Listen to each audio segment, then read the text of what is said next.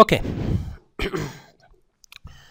In this lesson, we will talk about the unscented Kalman filter. Unscented Kalman filter. In a simple case, the UKF. Okay? So, we need to give some introduction about it. First of all, in the previous lesson, we have talked about the Kalman filter, or the water linear filter design, and the what in the domain of the system dynamic equation. But the UKF, or the unscented Kalman filter, it is utilized to what? To handle the nonlinear dynamics, guys. Okay? And so, the UKF is a basis of, or based off the recursive algorithm for the estimating the state of nonlinear dynamics. Okay? In which it addresses the KF, or Kalman filter, or the extended Kalman filter. Extended Kalman filter means that we can linearize to what? To the nonlinear dynamics based on some basic points. For example, the state points. And so this creates a Jacobian matrix, and so we can utilize the key F on this Jacobian matrix. But this is not enough for the nonlinear dynamics, because the linearization gives us a some error on on the systems. Okay? And so the main problem in here, the linearization. And so using the approximation of, right now we have a state distributions. Okay,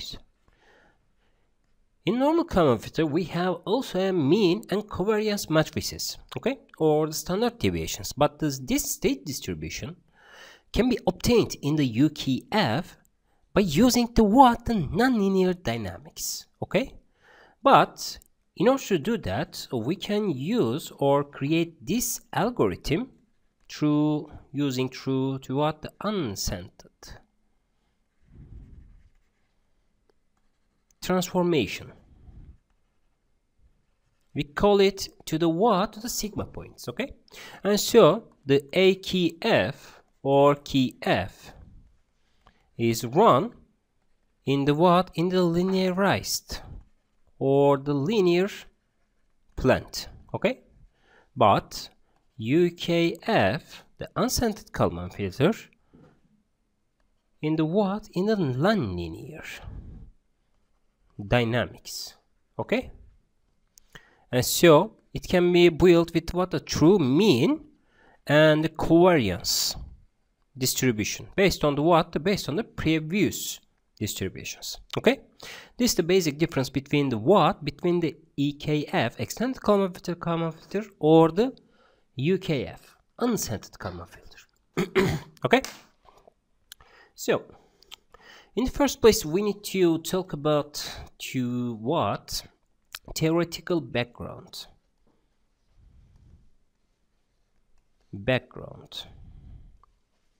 Okay, firstly we need to say about how we can model the nonlinear system modeling. Okay,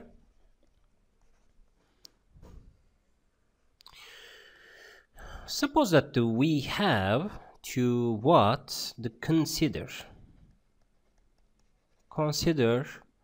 discrete time nonlinear system represented by with the what? First of all, we need to write the state transition matrix, okay, or the equation, which means that I increase the thickness values because it's good enough here. The xk is equals to the what? Some nonlinear function with the parameters of the what? The k minus 1 with the previous and the k minus 1 previous inputs, and also we should give the wk minus 1. Okay, this is the future state, this is the previous states, and so we can build the what our state transition matrix based on the what? Based on this information by using what? Using the Euler difference equation. Okay, or in the second place we need to write the measurement equation or the matrices. Okay, so we can write the zk is equals to what? hxk. It's the nonlinear function or nonlinear matrix, and so wk. Okay, and so this is the state. This is the input, and so this is the measurement coming from the our sensor. In real life we measure these things, okay, and so the vk and the wk is to what? Is the zero mean Gaussian process and measurement noises. Okay, and so we can assign the q and r matrices to represent these terms with the boundary conditions on here. Okay, it's the lower bound values of these terms. Okay, and so the q represent in the matrix form to what? To this w value, process noise, or vk is modeled by using the what? The r is the upper bound matrices or the values of these terms.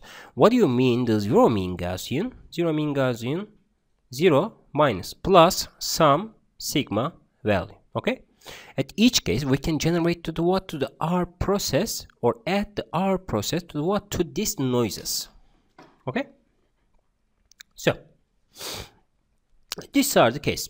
We cannot use the Kalman filter or the extended Kalman filter in here because we don't have the any linear system or the any linear A state matrix or the B input matrix. Okay, and so we should try to build some another algorithm to what? To estimate this equation, because it's nonlinear. F H can be nonlinear in here. Okay, so in order to do that we need to give the what? The Uncentered Transform. Okay, Uncentered Transform is a mathematical method. This is the UT. UT is a method for calculating the what? The statistic of a random value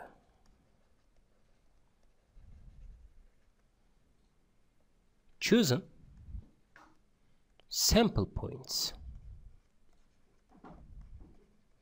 called sigma points. Okay, so we need to understand that in the statistic a random value is any arbitrary value based on the what? The some basic probability distributions, for example the normal distribution or the what? The binomial distribution or the something like that. And so the random value must be completely random, but in the uncentered transform we can bound this randomness into the what? Into the sum points. It's a chosen points which is called the sigma points. In a graph, we can use that. We can put the what selected the random values just like this one, okay? But in the sigma points, by using this transform, can be bounded just like this one, because the R signal may have this kind of process. And so we must choose the what, the upper bound and the lower bound in here, because we don't need to look at what at every random values in here. Okay, this is called the uncentered transform. This is the meaning of the uncentered transform, guys. Okay, so how we can do that? We need to write to what sigma point selection. This is a subtitle. Sigma point selection. Okay. For a given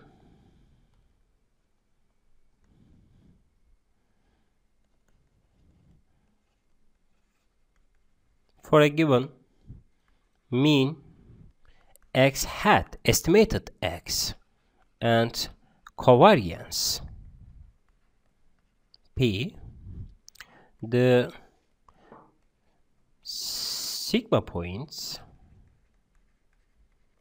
chi value xi, chi can be written just like this one, are generated as with the what, or with this algorithm, calculating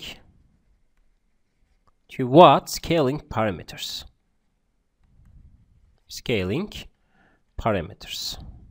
Okay,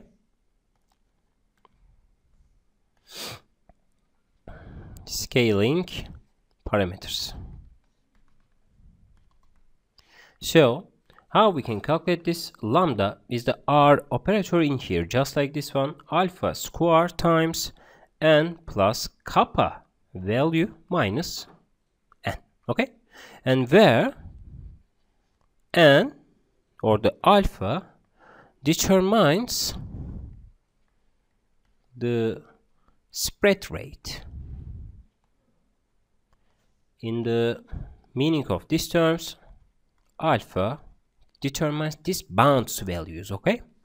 And so also the kappa value is equals to what? A secondary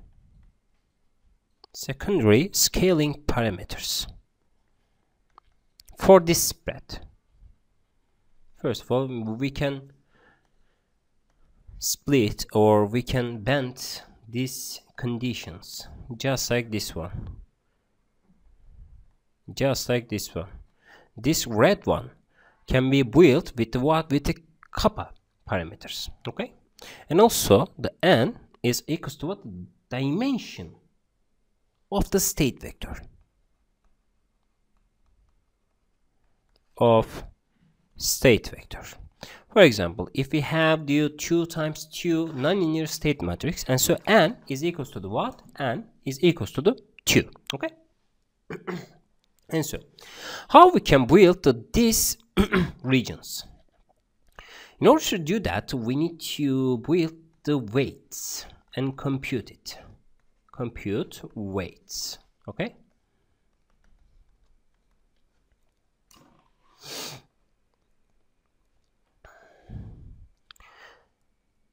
To compute the weights, we need to give the what? Two parameters.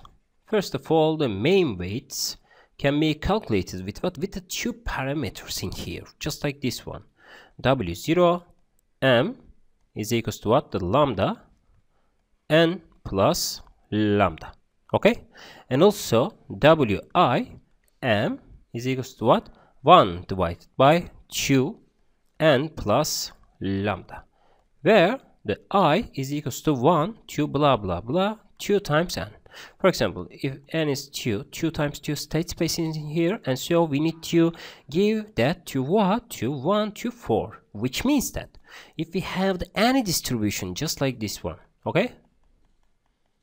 So we need to build what? 2 boundary conditions, and so each of them to the what? To the mean mu1 and mu2, or the mu down value, mu upper values. Okay, and so if we have the what, this is the one parameter. If we have the two states, and so we need to what, to 4 line should be built on the what, on the graph, because if we have this data just like this one, and so at each case we need to build what, 2 line at each calculations. And so the sigma parameters can be what, can be calculated with the weight value. We can multiply these weights with the what, with the R coefficients, and also this is what, this is the mu value, but we should also give the what, the sigma values or the covariance weights. Why is that covariance? Because we have one more states in here, just like this one. We have 2 parameters in here, W0 C is equals to what, lambda divided by n plus lambda plus minus 1 minus alpha square plus beta. Okay, and so WI C covariance, right? And so which is equals to what, the VM. Okay, for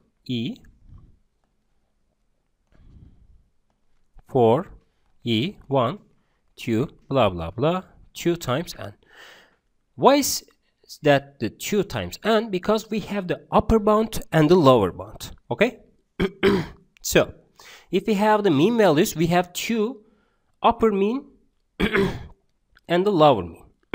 And so if we have the covariance or the standard deviation for each data, and so we should give to what, the, for example, if the n is 2, and so we need to give 4 standard deviations in here. Okay, and at the last case, maybe, for example, in this illustration, t and xt, and so if our signal is going just like this one, and so at each case we have this bounding value just like this one. This is the mu upper, this is the mu lower. Okay, and so this mu built with what, with the coefficients of these terms coming from the this uncentered transformation, and so these terms is also have to what, to some standard deviation just like this one. And so the sigma values, sigma lower, and also we have to what, sigma upper. Okay, and so this beta is the prior knowledge of the distribution. Okay, and so it's mostly selected with the 2 values in here, just like this one. And then we need to give to what, or calculate the sigma points in here. Compute sigma points.